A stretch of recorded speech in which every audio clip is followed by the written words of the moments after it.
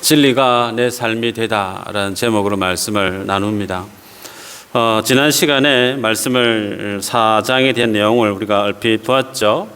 하나님께서 사도 요한에게 환상을 보여주시고 그에게 하늘 문을 열고 그를 불러 올리시죠. 그러면서 하나님의 보좌 곁에 24장로들이 있는 모습을 우리가 보지 않았습니까? 24장로는 신약과 구약에서 하나님의 백성으로 구원받은 사람들의 대표라고 그랬습니다. 그래서 오늘날 우리가 표현을 하면 교회의 대표, 그렇게 볼 수도 있겠죠. 그래서 하나님의 나라는 이미 그 하나님의 나라 안에서는 어떻게 되어졌다고요? 이미 완성되어졌다라고 얘기했죠. 하늘의 뜻이 하늘에서 이루어진 것 같이 땅에서도 이루어지다라고 우리가 주기도문을 했듯이 하나님의 뜻은 이미 하늘에서는 어떻게 해요? 완성되어졌다는 거죠. 그래서 완성된 구원의 완성을 덧입은 인생들이 영광스러운 하나님의 그 보좌에서 그 구원의 영광을 함께 찬양했던 모습을 우리는 지난 시간에 살폈습니다. 오늘은 5절부터 8절까지 하나님이 사도 요한에게 환상을 보여주시는 내용들로 살펴보겠습니다. 5절에 보면 주로 등장하는 것이 보좌죠. 보좌 주위의 여러 광경들을 쭉 설명을 하고 있습니다. 그리고 6절에 보면 유리 같은 수정 바다가 있다라는 표현을 볼 수가 있고요. 또 등장하는 것이 내 생물에 대한 내용임을 우리가 볼 수가 있죠. 그래서 오늘 말씀의 주된 구심점은 하나님의 보좌, 그리고 유리 바다, 그리고 내 생물이 뜻하는 영적인 의미가 무엇이고 또 그 모습을 사도 요한을 통해서 초대 교회에게 보여주고자 하셨던 그 하나님의 의도, 그 의도가 오늘 우리에게는 어떤 영적인 의미가 있는지를 확인하는 시간이 되었으면 좋겠습니다. 자, 4장에 보면 보좌에 대한 내용을 하나님이 사도 요한에게 보여주시는데, 자, 그렇다면 어떤 모습인가? 5절에 보면 보좌로부터 번개와 음성과 우레소리가 나고 그랬죠. 하나님의 보좌에서 번개가 나오고 음성이 나고 큰 우레소리가 난다, 그렇게 말씀합니다. 그리고 그 보좌 곁에는 등불 7이 있는데 그 등불 7은 뭐라고요? 하나님의 영이더라, 성령이더라, 그렇게 표현하는 것을 볼 수가 있어요. 자, 여러분, 하나님의 임재의 모습을 사도 요한에게 보여주실 때 하나님은 보좌에 앉으신 그 모습의 여러 오늘 본문에 있는 번개, 그리고 큰 우레소리, 그리고 하나님의 음성, 이런 내용을 보여주시는 그 의도, 우리가 이미 이 구약에서의 모습을 보았습니다. 하나님의 보좌의 모습이 어떠함을 우리가 계시록만큼은 아니지만 비슷한 모습을 우리가 보았어요. 어디서 보았느냐면 출애굽기에서 이미 보았어요. 출애굽기에서 이스라엘 백성들이 출애굽을 하고 시내산에 도착해서 하나님께 올라가서 이스라엘 백성과 하나님 간에 시내산 만찬을 했던 내용 기억하실지 모르겠어요. 거기에 보면 19장 16절 이렇게 기록합니다. 셋째 날 아침에 우레와 번개와 빽빽한 구름이 산 위에 있고 나팔 소리가 매우 크게 들리니 진중에 있는 모든 백성이 다 떨더라. 하나님께서 시내산에 임재하시는데 그 임재하시는 광경을 이렇게 보여주세요.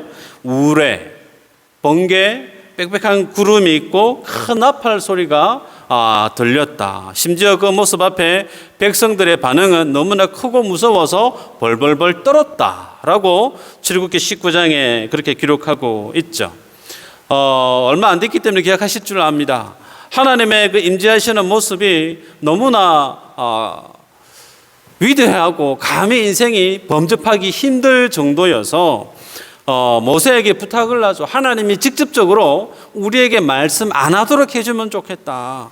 하나님이 모세에게 말씀하시고 그 말씀을 모세가 우리에게 전해주면 우리가 그 하나님의 말씀을 들을 테니까 우리에게 직접적으로 하나님 말씀 안 할 수 있도록 해주시면 좋겠다. 왜요?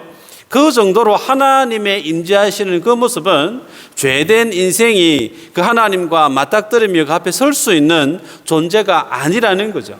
그래서 하나님은 시내산에 임재하실 때 그 산의 경계를 알려주셨죠.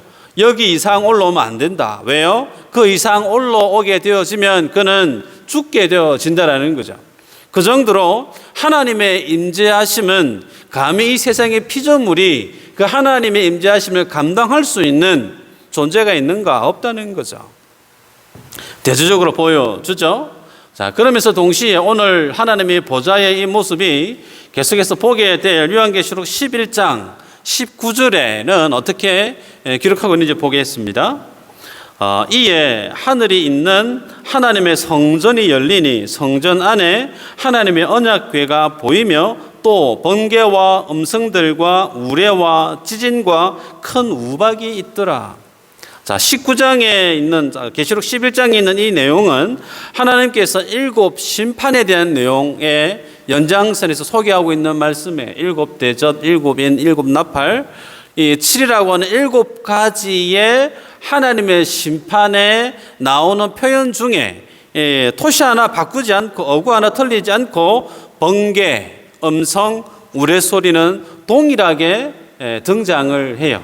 그래서 이러한 하나님의 보좌에서 이러한 번개, 우레소리 그리고 큰 음성이 나는 것은 무엇과 연결되어져 있느냐면 하나님의 심판과 연결되어져 있어요.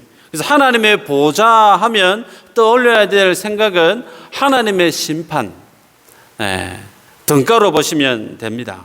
여러분, 그렇다면 사도 요한에게 하나님께서 그 하나님의 보좌를 보여주신 의도, 하나님께서 마지막 이 땅을 심판하실 심판의 주인 되신 그 하나님의 권세를 보좌를 통해서 보여주신 그 의도는 뭘까? 여러분, 하나님은 이 땅에 있는 성도 그리고 이 땅에 있는 교회에 대해서 믿음을 지키고 세상의 핍박과 세상의 혼탁한 그 모습 속에서 그 믿음을 변질시키지 않았던 이들에 대해서 어떻게 해요? 구원해 내시죠. 반면에 오늘 본문의 배경이 되는 도미티안, 로마 황제 치하에 있었던 핍박하는 세상에 대해서는 어떻게 말씀하시죠? 하나님이 심판하신다는 거예요. 그래서 하나님께서 심판하신다라고 하는 그것은 성도에게는 무엇과 연결되어지느냐면 하나님의 구원을 확정짓는 사건이 됨과 동시에 세상으로부터 핍박받고 환난당한 인생으로 하여금 하나님의 위로 그 마음을 신원하는 하나님의 은혜의 사건이 됨을 오늘 하나님께서 사도 요한을 통해서 보좌에 나오는 그 모습을 통해서 계시하는 것을 볼 수가 있습니다. 뿐만 아니라 하나님의 그 보좌 앞에 설 수 있는 자가 없다고 그랬죠. 그런데 24 장로들은 그 하나님의 보좌를 둘러 앉아 있단 말이에요. 그래서 우리가 알 수 있는 것은 하나님 앞에 어떠한 존재도 그 하나님의 영광 앞에 거룩하심 앞에 나설 수 없지만 그 하나님의 구원을 확정을 입은 인생들은 그 하나님 앞에 설 수 있는 가치 있는 존재다라는 것을 오늘 본문을 통해서 주님이 보여주십니다. 그들이 누구라고요? 교회, 예수 믿는 성도라는 거예요. 두 번째 보면 유리바다 6절에 나오는 표현을 봐야 되는데 우리 성경에 보면 보좌 앞에 수정과 같은 유리바다가 있고 라고 되어져 있어요. 수정과 같은 유리바다가 있고, 그런데 원문에 보면 어떻게 기록하냐면 유리바다 같은 것이 있고 라고 되어 있어요. 같은 말인가요? 같은 말이 아니에요. 유리바다가 있고는 우리 성경에 기록되어져 있고 원문에는 유리바다 같은 것이 있고 라고 그랬어요. 그래서 다르죠. 비유적 표현이죠. 그래서 7절에 보면 내생물에 대한 표현이 있죠. 내생물. 자, 보시면 사자가 있습니까? 사자 같은 것이 있어요? 독수리가 있어요? 독수리 같은 것이 있어요? 독수리가 있는 게 아니죠. 사자가 있는 게 아니고 독수리 같은 것이 있다라는 우리가 볼 수 있습니다. 때문에 실제가 아닌 비유적 표현을 통해서 주님이 드러내고자 한 것이 무엇인지를 우리가 볼 필요가 있죠. 자, 그렇다면 하나님의 보좌 앞에 펼쳐져 있는 유리바다 같은 이 모습이 성경에서 어떤 의미를 지니고 있는가 알기 위해서 우선 성경에서 제시하고 있는 바다에 대한 의미가 어떤 의미인지를 확인해 볼 필요가 있습니다. 자, 여러분, 성경에서 바다 하면 가장 구약에서 먼저 떠오르는 장면 하나를 선택하면 어떤 게 있을까요? 홍해 바다가 떠오르겠죠. 홍해 바다. 그 홍해 바다를 이스라엘 백성들이 건넙니다. 홍해 바다를 건넜던 이스라엘 백성들이 그 홍해를 건너는 사건을 두고 사도 요한은 어떻게 해석했죠? 하나님께로부터 세례를 받는 것으로 해석을 하지 않았습니까? 자, 세례 받는 것은 무엇을 뜻하냐면 예수 그리스도와의 연합을 뜻합니다. 죄된 인생이 그 죄의 자리에서 떠나서 하나님의 자녀로, 하나님의 종으로 연합되어지는 그 사건의 상징적인 모습이 세례인데, 그 세례를 받기 위해서는 전제되어져야 되고 선행되어져야 될 것이 하나 있어요. 그게 뭐냐면 죄에 대한 청산입니다. 죄에 대한 정리. 죄인은 어떻게 해요? 반드시 심판을 받을 수밖에 없습니다. 그래서 홍해 바다에 이스라엘 백성들이 들어갑니다. 그리고 애굽의 군대도 들어가죠. 그런데 그 바다에서 애굽의 군대들은 다 죽습니다. 반면에 이스라엘 백성들은 한 사람도 동물 하나 죽지 않고 다 살아서 나왔단 말이에요. 그 극명한 차이가 어디에 있는가? 홍해 바다는 죄를 정리하는 장소인데, 그 죄, 애굽의 인생들은 그 죄로 인하여서 홍해 바다에서 죽는 거예요. 똑같은 맥락을 보면 이스라엘 백성들도 홍해 바다 안에서 죽어야 돼요. 그런데 한 사람도 죽지 않고 살아서 나왔죠. 나왔다라고 해서 무엇을 뜻하느냐면 이스라엘 백성들의 죄가 정리되어졌다는 거예요. 그들의 죄가 정리되어졌다는 것은 그들이 죽었다는 거예요. 어떻게 죽었죠? 6월절에 어린 양의 죽음을 통해서 이스라엘 백성들의 죄에 대한 그들의 책임을 하나님이 이스라엘 백성들에게 묻지 않고 그들의 생명 대신 죽은 어린 양에게 주님이 전가시키지 않았습니까? 그래서 그 성경에서 얘기하는 그 바다는 죄를 지은 인생이 하나님으로부터 그 죄를 심판받는 장소로 부각되어지고 있습니다. 반면에 성도는 어떻게 해요? 자신의 죄에 대해서 예수 그리스도로 인해 그 죄를 대속함을 입은 자로 제시되어지죠. 그래서 그 바다에서 죽지 않고 그것이 곧 세례로 하나님 우리에게 설명하는 것을 볼 수가 있습니다. 자, 그렇다면 이러한 바다가 지니고 있는 죄에 대한 심판의 장소로 주님이 제시하시는데, 이 내용이 구약에서 그리고 복음서를 통해서 계시록까지 그 의미가 변함이 없어요. 동일합니다. 일관성을 띠고 점층적으로 점진적으로 주님이 보여주셨어요. 확인해 볼까요? 신약에서 공간복음에서 마태복음 8장 23절 이후로 보면 예수님이 복음을 전하십니다. 가버나움에서 복음을 전하시다가 가다라 지방으로 제자들과 함께 배를 타고 건너가세요. 예수님이 피곤하셨어요. 배에 고물이 들어서 주무십니다. 그런데 갑자기 큰 노을이 일어납니다. 타고난 배사공인 그들도, 제자들도 그 뱃머리를 잡지 못해서 두려워 떨면서 예수님을 흔들어 깨우죠. 그러면서 하는 얘기죠. 주여 구원하소서, 우리가 죽겠나이다. 마치 죽을 것 같아요. 어떻게 좀 해주세요. 예수님이 잠에서 깨어나셔서 어떻게 하십니까? 바람과 바다를 꾸짖었다라고 표현해요. 그래서 예수님이 바람과 바다를 꾸짖었을 때 곧 그 바다가 잔잔해졌다라고 성경은 기록하고 있죠. 그러면서 성경은 마치 예수님이 어떤 분으로 제시하느냐면 바다와 바람을 다스리시는 분으로 성경은 예수님을 드러내 보입니다. 또 한 곳은요, 마태복음 14장 22절이에요. 예수님이 밤 사경이면 새벽 한 3시 이후의 시간대임을 우리가 알 수 있는데, 밤 사경 때에 제자들이 먼저 배를 타고 사역지를 향해 가고 있습니다. 근데 그 한밤에 예수님이 노을이 치고 바다가 치니까 그 상황에 주님이 바다 위를 걸어오세요. 새벽에. 연상을 해보시길 바랍니다. 큰 파도가 새벽에 앞도 보이지 않는 칠흑 같은 밤바다에 두려워 떨고 있는데 그 상황 속에 예수님이 걸어서 오세요. 그 바다 위를. 그 모습을 보았던 베드로가 어떻게 행동하죠? 주님 맞습니까? 라고 물었을 때 그래야 내다 라고 해서 어떻게 행동하죠? 베드로가 뛰어내리죠. 뛰어내리고 예수님께 가지 않습니까? 자, 그 모습을 통해서 주님이 또다시 보여줍니다. 그 주님이 그 배에 오르자마자 어떻게 해요? 그렇게 뛰어놀던 밤바다가 잔잔해지죠.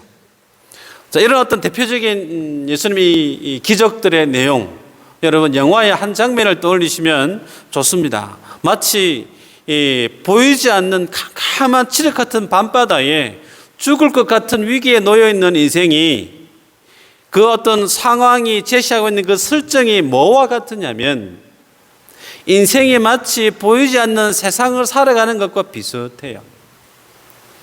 우리가 살아가는 세상은 잔잔한 호수 같지가 않습니다. 때로는 작은 파도가 칠 때가 있고 때로는 큰 감당 못할 파도, 태풍 같은 파도가 우리의 인생을 휘어칠 때가 있단 말이에요. 그것이 사업이든 건강이든 어떤 아픔이든 다양한 모습들로 우리의 삶을 내리칩니다. 그런데 거기에 인생에 벗어나기 위해서 몸부림을 치지만 그 인생의 바다에서 벗어날 수 있는 비밀의 능력을 지닌 인생이 있느냐? 없다는 거예요. 어떻게 해결하죠? 그 인생의 바다에 떠있는 힘없는 그 배 위에 예수님이 발을 딛고 서시면 되는 거예요. 그래서 삶의 인생의 모든 종착적인 갈등과 문제의 종결점은 인생의 주인이 누구라고요? 내가 아니고 내 삶을 예수님이 드라이브 하시면 된다는 거예요. 그 키를 내가 아닌 주님이 잡으시면 된다는 거예요. 자, 이 모습이 완성된 복음 요한계시록에서는 어떻게 기록되어지고 있는가? 결말을 볼까요? 계시록 21장 1절입니다. 또 내가 새 하늘과 새 땅을 보니 처음 하늘과 처음 땅이 없어졌고 바다도 다시 있지 않더라. 바다도 다시 있지 않더라. 예수님이 하나님의 완성된 새 하늘 새 땅 이 땅에 오실 때 이 땅에 있었던 하늘 땅 바다가 다시는 있지 않더라. 그냥 싹 정리되어졌다는 거예요. 계시록 21장 앞에 내용에 보면 어떤 내용이 소개되어지고 있느냐면 바다가 있는데 그 바다에서 용이 일어납니다. 용. 그 용이 일어나서 어떤 걸 또다시 불러내냐면 뿔이 10개가 있고 머리가 7인 짐승을 만들어내죠. 그 짐승이 어떻게 하냐면 신성모독을 하게 합니다. 성도들로 하여금 하나님이 아닌 우상 숭배를 하게 만들게 하고 교회와 이 땅의 성도들에게 믿음의 인내, 믿음의 시련의 세월을 살게끔 한단 말이에요. 그런 과정이 바다에서 일어나는데 하나님이 마지막 때에 그 바다까지 온전히 정리해 버리는 것을 우리가 21장에 보면 확인할 수가 있습니다. 자, 그로써 우리가 확인할 수 있는 것은 바다라고 하는 것은 하나님의 심판이 내려지는 장소임을 우리가 확인을 했어요. 자, 그러면 그 바다의 일반적인 의미와 오늘 하나님의 보좌 앞에 있는 유리 바다와 같은 것은 어떤 연관이 있는가? 같은 맥락에 하나님의 심판이 내려지는 그런 의미로 기록된 내용인가 확인해 볼 필요가 있겠죠? 자, 유리 바다. 계시록에 또다시 등장하는 장소가 있습니다. 계시록 15장 2절이에요. 계시록 15장 2절에 보면 이 유리바다가 어떤 장소로 드러나냐면 짐승과 우상과 세상을 이긴 성도, 교회들이 이 유리바닷가에 서서 하나님의 검은고를 가지고 모세의 노래와 어린 양의 노래를 부르는 장면이 연출됩니다. 그 장소가 어디라고요? 유리바닷가입니다. 유리바닷가. 그래서 유리바닷가는 세상에서 그 믿음을 변절시키지 않고 세상의 유혹에서 넘어지지 않고 끝까지 이겨 싸웠던 성도들이 이김의 승리의 감격을 하나님께 올려드리는 예배의 장소로 유리바다가 제시되고 있는 걸 확인할 수가 있어요. 그래서 주님 오늘 보좌에 있는 유리바다의 의미와 성경에서 또 달리 드러나는 바다에 대한 그 의미가 같은 맥락이 아님을 우리는 알아야 되죠. 자, 그러면 계시록 15장 5절 이후로 보면 그 유리바다에서 세상을 이겼던 성도들이 하나님을 찬양한 그 장면 이후에 어떤 장면이 연출되냐면 5절 이후로 보면 증거 장막의 성전이 열리는 모습을 표현하고 있어요. 증거 장막, 신천지 때문에 증거 장막이라는 표현이 사어가 되어져 버렸어요. 자, 그런데 그걸 떠나서 성경이 얘기하는 증거 장막, 소위 장막은 어디에서 발견되죠? 출애굽기에서 우리가 확인했죠. 하나님의 성막을 만들 때. 자, 그러면 하나님의 성막을 만들 때 바다와 연관되어진 기구가 있었던가요? 있었어요. 그게 뭐냐면 번제단과 성막 안에, 성소 안에 들어가는 중간에 있었던 물두멍이에요. 물두멍. 그 물두멍은 성막에서 일을 하는 여인들의 거울로 만들었던 재료임을 우리는 익히 보았습니다. 자, 그것이 왜 바다와 연관이 되어져 있느냐? 솔로몬이 하나님께 다윗의 기도를 통해서 하나님의 성전을 만듭니다. 그죠? 성전을 만들 때 물두멍에 해당되어지는 것을 동일한 기능을 지닌 것을 만드는 것을 확인할 수가 있어요. 열왕기상 7장 23절 24절인데 거기에 보면 표현이 이렇게 기록되어져 있어요. 또 바다를 부어 만들었으니. 바다를 부어서 만들었대요. 제가 너무 이상해서 원문을 다 확인을 해봤는데 그냥 같은 바다예요. 바다. 또 25절에는 그 바다를 소 12마리가 바쳤다, 그렇게 기록하고 있어요. 마치 큰 물대야가 있는데 그 물대야를 소 12마리가 밑에서 받쳐 들고 있는 형상으로 물두멍의 기능을 하는 것을 만들었음을 기록하고 있어요. 그런데 성경은 자세하게 그 물두멍에 해당되어지는 그 바다라고 하는 그 안에 물을 어느 정도로 담았었느냐면 2000밭 양의 물을 담았대요. 근데 2000밭은 오늘날로 환산을 하면 44kg예요. 그럼 44kg는 1000리터, 1000리터를 1톤으로 환산을 하면 몇 톤이죠? 44톤입니다. 44톤의 물을 담을 수 있는 공간을 만들었다는 거예요. 그러면서 하나님은 그 물두멍 역할을 하는 그 바다를 그렇게 만들고 난 이후에 호칭을 명칭을 물대야 혹은 물두멍이 아닌 바다라고 기록을 했어요. 더욱이 그 바다가 필요한 기능은 어떤 기능이죠? 제사장이 제사를 하는 사람이 번제를 하고 번제물을 드리고 난 이후에 자신의 몸을 어떻게 해요? 정결케 하는 용도로 그 물을 썼단 말이에요. 그러면 그 물이 44톤에 해당되어지는 물 정도로 많은 엄청난 양의 물을 하나님의 성전에 만들어 놓은 의도가 뭘까요? 그 정도로 이 세상과 인생의 허물을 하나님은 정화시키겠다는 거예요. 하나님 앞에 서는 모든 인생을 하나님이 깨끗하게 정결하게 주 앞에 예배할 수 있는 자의 모습으로 만드는 데 있어서 그 정도의 양이 필요했음을 드러내고 있어요. 그래서 이 바다라고 하는, 이 유리바다라고 하는 이것이 상징하는 것은 죄된 인생을 향한 하나님의 한없는 긍휼, 인생에 대한 그 하나님의 사랑, 은혜를 상징하는 것임을 볼 수가 있습니다. 자, 이제 마지막으로 내 생물에 대한 내용을 볼까요? 내 생물. 복잡한데요. 말씀을 보면 앞뒤에 눈들이 많대요. 눈들이 많고 그 모습이 마치 사자, 송아지, 사람 얼굴 그리고 독수리 같이 그런 형상을 지닌 생물임을 기록하고 있죠. 날개는 각각 6개다 그렇게 되어져 있고 그 날개 안에 밖에도 동일하게 또 눈들이 많다라는 거예요. 상상하기가 참 쉽지 않은 그런 형상인데, 자, 이 모습들 어떻게 하나님이 앞선 구약과 신약에서 계시로 나타내 보였는가 확인해 볼 필요가 있는데 몇 군데가 있어요.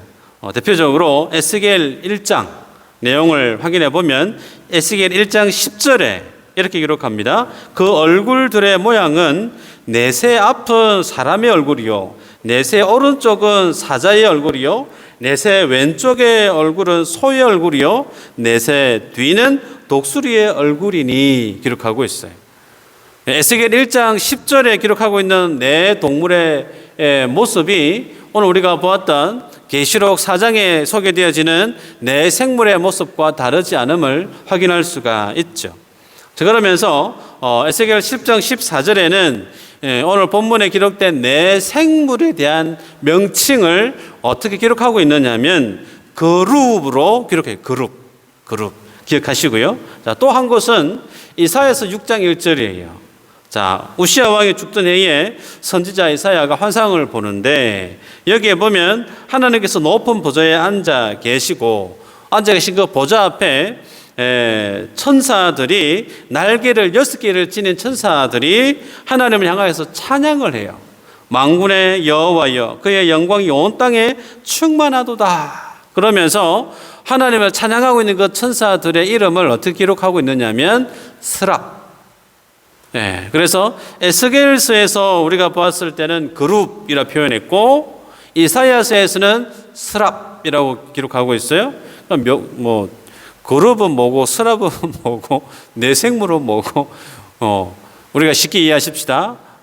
천사로 우리가 통칭해서 생각할 수가 있습니다. 그래서 이사야서에서는 날개가 6개란 말이에요. 오늘 본문에 네 생물도 각각 그 날개가 6개라고 기록하고 있음을 확인할 수가 있죠. 같은 맥락이죠. 그러면서 그 서랍들이 하나님을 향하여서 끝없이 찬양하는 것처럼 우리가 읽었던 4장에서도 이 네 생물이 하는 일이 뭐냐면 밤낮 쉬지 않고 하나님을 찬양했다 그렇게 기록하고 있어요. 그래서 에스겔서와 이사야서의 내용과 그리고 우리가 보고 있는 계시록의 내용이 다른 내용이 아님을 확인할 수가 있습니다. 자, 그러면 이 네 생물 그리고 서랍, 그룹 이걸 우리가 천사라고 우리가 기억할 때 성경에서 등장하는 천사의 장면들을 우리가 볼 필요가 있습니다. 왜 하나님이 사도 요한에게 이 네 생물의 모습을 보여주었는가? 우리가 그걸 지금 알기 위해서 다시 역으로 올라가고 있는 거예요. 자, 성경에서 천사가 등장하는 첫 번째 장면은 어디에서 등장하냐면 창세기 3장에서 등장을 해요. 창세기 3장에 보면 아담과 하와가 선악과를 범합니다. 그리고 하나님께로부터 에덴 동산에서 추방을 당하죠. 추방을 당하면서 하나님이 그 뒷마무리를 어떻게 하시느냐면 천사들을 동원해서 어떻게 해요? 생명나무의 길을 막게 하죠. 화영금을 둘러서 어느 누구도 거기에 범접하지 못하게끔 하나님의 에덴 동산 거기에 있는 생명나무를 지키는 그 길을 막게 하는데 하나님의 천사를 동원해서 그에게 그 일을 맡기는 것을 볼 수가 있죠. 우리가 신약과 구약을 볼 때 구약은 신약의 무엇과 같다고요? 모양과 같다 그랬죠. 구약은 신약의 완성될 복음에 대한 예표다. 신약에 대한 그림자가 구약이다라고 했을 때 그러면 에덴 동산은 무엇에 대한 모형일까요? 계시록에서 완성될 완전한 그 하나님의 나라에 대한 모형에 해당된다는 거예요. 그 완성될 그 하나님의 나라에 생명나무에 도달하는 길을 막고 있는 이가 천사라는 거예요. 그래서 성경에는 하나님의 나라로 마치 그 하나님의 나라를 예표하듯 그림자로 보이는 것이 가장 먼저 제시되는 게 에덴 동산이고 또 그 다음에 뭐가 소개되어지죠? 하나님의 나라를 상징하는 그림자의 기능을 지닌 장소는 가나안이죠. 이스라엘 백성이 출애굽을 하고 난 이후에 가나안에 도착하기 전에 한 사건이 있습니다. 여리고성을 이제 정복을 해야 되는데 길갈에 서서 하나님이 이스라엘 백성들에게 할례해라라고 얘기하죠. 할례하면서 그때 여호수아 장군이 한 사람을 만나요. 그가 누구죠? 여호와의 군대 장관인 천사를 만납니다. 그러면서 천사를 만나고 난 이후에 그 다음에 어떻게 벌어지죠? 여리고성을 정복하는 것을 확인할 수가 있어요. 여러분, 에덴 동산의 생명나무의 길을 천사로 하여금 막게 만들었던 내용과 가나안에 들어가기 위해서 군대장관 천사를 만나게 했던 내용이 다른 내용이 아님을 우리는 알 수가 있습니다. 또 마지막 볼까요? 성막에 있어서 천사가 등장을 해요. 법궤를 덮었던 속죄소 위에 하나님의 스랍들, 그룹이 천사가 있습니다. 그리고 그것을 통과하는 성막의 휘장에 위에 뭐가 있었죠? 술을 놓았던 천사가 있었단 말이에요. 그래서 죄된 인생이 하나님의 임재하시는 그 지성소에 들어가기 위해서는 뭘 통과해야 되죠? 휘장에 있는 천사를 통과해야만이 지성소에 임재하시는 그 하나님을 만날 수 있단 말이에요.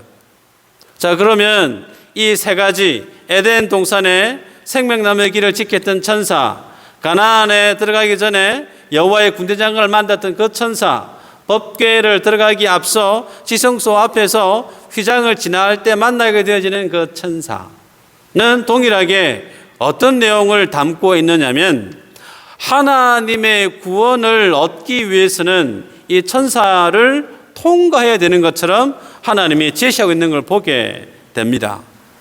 제가 출애굽기를 강의했을 때 예수님으로부터 하나님의 구원을 드디어받은 이스라엘 백성들이 유월절 어린 양을 통해 구원을 입는 사건, 홍해 바다를 건너서 하나님의 구원을 입는 그 사건, 하나님과 언약을 맺은 그 모든 사건이 어떤 사건이라고 얘기했었느냐면 재창조라고 그랬습니다.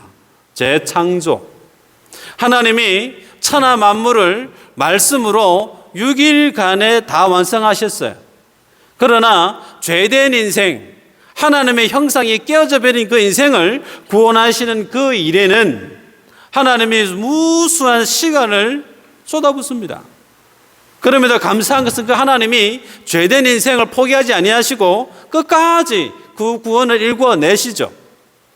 다시금 죄된 인생에서 죽음에 빠진 그 인생을 살려내는 사건이, 구원이 뭐라고요? 재창조라는 거예요. 그래서 성경은 사도 바울의 입을 통해서 얘기합니다. 그런즉 누구든지 그리스도 안에 있으면 뭐라고요? 새로운 피조물이라. 그리스도 안에서 새롭게 만들어내는, 구원을 재창조해내는 그 구속의 정점에 하나님이 이 천사들을 대동해 놓고 있어요. 그렇다면 정리할까요? 오늘 사도 요한을 통해서 이 내 생물이 갖는 그 의미는 우리의 구원과 연관되어져 있는데, 그 구원은 어떤 의미를 지니느냐면 너는 예수 그리스도를 통해서 구원받은 나의 백성이야라고 하는 사실을 확정짓습니다. 그 확정짓는 그 일에 천사들이 어떻게 해요? 동원되었습니다.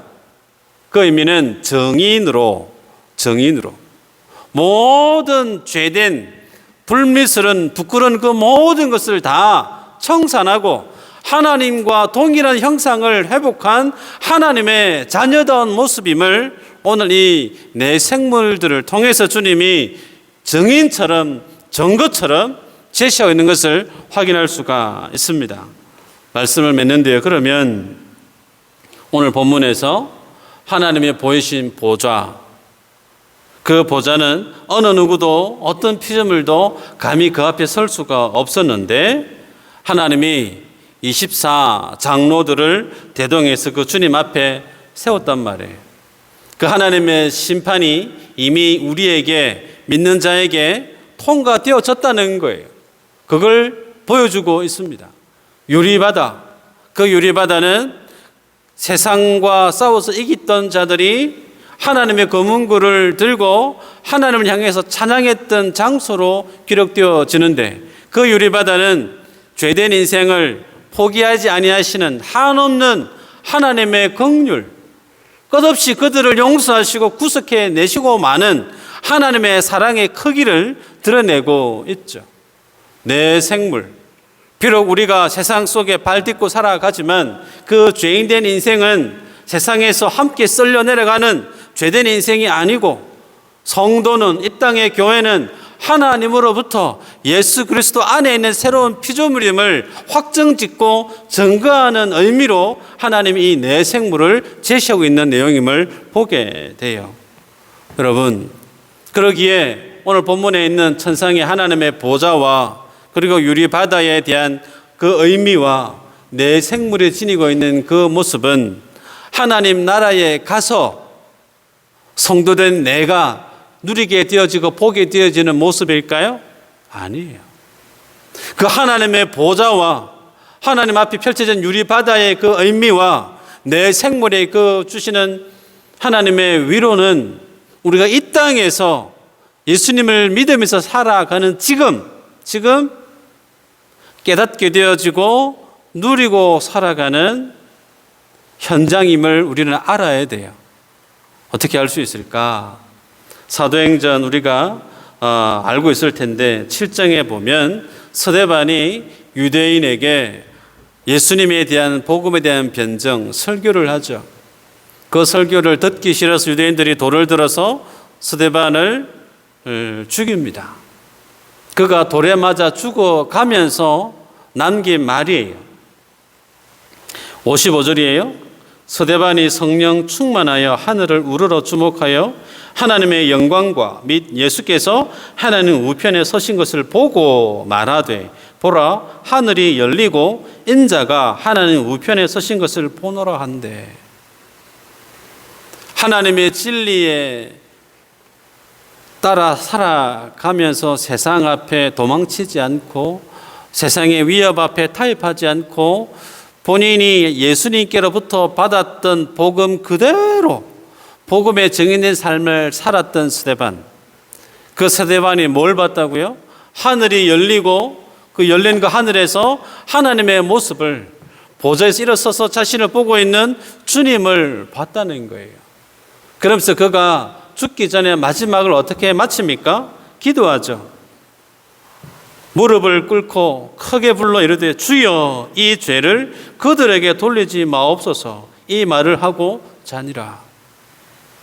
자신을 향해 돌팔매를 하고 머리가 깨어지고 피가 낭자하고 자기의 의식이 흐릿하게 끊어져 가는 그런 상황 속에 그가 기도를 하는데, 어떤 기도라고요? 주님, 저들 복수해 주세요. 저 못된 저들 주님 정리해 주세요. 그런 기도가 아니에요. 주님, 저들을 용서해 주세요 라고 기도합니다. 그 기도는 예수님이 하셨던 기도하고 내용과 다르지 않죠. 어떻게 자신을 죽이는, 용서하기 힘든 그들에 대해 스데반이 이런 기도를 할 수 있을까? 스데반의 인내, 스데반의 신앙, 그의 인격이 너무나 훌륭해서가 아니에요. 스데반이 뭘 봤다고요? 열린 하늘 속에 있는 하나님의 그 영광을 보았다는 거예요. 고로 그 하나님의 영광을 본 자는 이 땅에서 어떤 기도를 드리고 살까요? 저들을 용서해 달라는 거예요. 자신을 죽이는 저들에 대해서 끝까지 흐트러짐 없이 복음의 정인으로 살아가는 이가 누구라고요? 성도, 이 땅의 교회라는 거예요. 그 영광스러운 삶을 살아가게끔 오늘 사도 요한에게 하나님은 요한계시록 4장에 있는 이 내용을 보여주었다는 겁니다. 바라기는 우리가 이 땅에 사는 날 동안 보아야 될 것이 뭘까? 오늘 이 본문의 내용 아니겠어요? 주님이 보게끔 친히 계시해서 기록해 놓은 이 내용 아니겠어요? 그럼 우리가 이것을 보고 알았다면 내 삶 속에 맺어야 될, 내 삶의 모든 시간 속에 채워가야 될 인생의 주된 내용은, 우리 검집사님 기도하셨지만 세상에 썩어질 것들을 위해서 살아가고 그런 삶이 아니라는 거예요. 그거 필요 없다는 거 아닙니다. 필요합니다. 돈 필요하고 건강 필요하고 다 필요해요. 그런데 너희는 먼저 그의 나라와 의를 구하라라고 하는 그 삶이 내 삶의 중심축이 되어야 된다는 거죠. 그것만 보고 살아가면 나머지 것들은 누가요? 하나님 책임져 주신대요. 그걸 내가 놓고 먹고 살 것에 집착하다 보면 그거 내가 책임져야 되는 거예요. 피곤합니다. 힘들어요. 열심히 한들 보장이 안 돼요. 어떤 삶의 노선이, 삶의 방향이 지혜롭고 아름다운 삶인지를 주님이 제시하시잖아요. 그 삶을 우리 함께 믿음으로 살아가는 모든 믿음의 권속들 되시길 주의 이름으로 축복합니다.